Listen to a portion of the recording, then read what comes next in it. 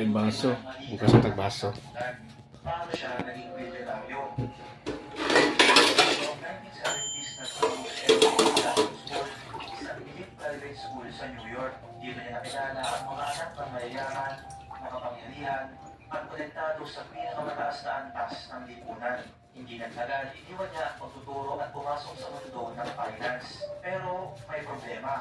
Walang malinaw na record kung paano siya pumasok sa Wall Street, sino ang unang nagkonto sa kanya, at anong exact concentration ang ibinigay ng kanya at kumpanya. Ayon sa business kwento, nag-manage siya ng pera na isa sa mga pinakayamang tao sa mundo. Kaya hindi na mga tao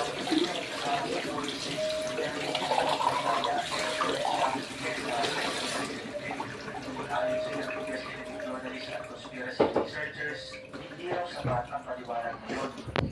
Okay. Paano may papaliwanag ang private jets? Tapi ang daming gas. Ay buntag. Walang transparency ang iyong negosyo.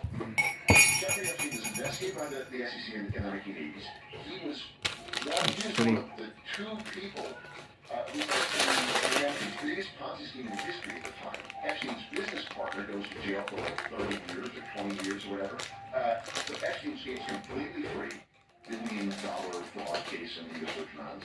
Never prosecuted for any of it. Why is that? Isa sa mga pinakapansin-pansing aspeto ng buhay ni Epstein ay ang mga to. Hindi malinaw kung sino ang kanyang mga kliyente, hindi malinaw kung saan nanggagaling ang kanyang pera, ngunit malinaw na napakalawak ng kanyang koneksyon. At dito magsisimula na ang mas maliliit na teorya. Ang tanong, handa na ba ang kailangan para matuloy?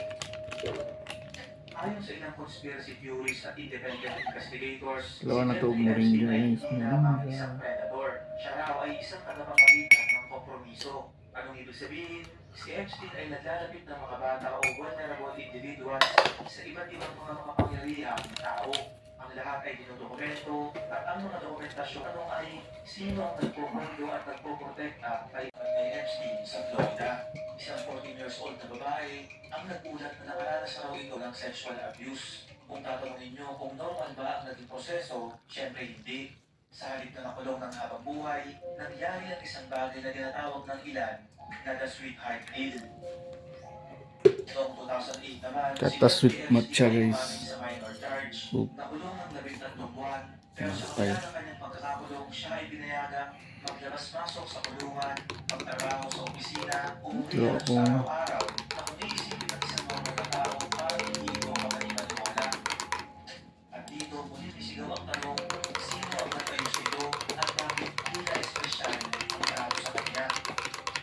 Sa puntong to sa kaibigan, maraming kriminal na may mas maliit na kaso kumpara sa kaso ni Jeffrey Epstein ang mga nation, hindi bukas sa Ciao guys. ngunit palaging lumilitaw sa mga Tinapay events, nga may testimonya at butter, conspiracy tapos forums. gatas na may Isang isla na ayon matcha. sila, hindi lang tiraan kundi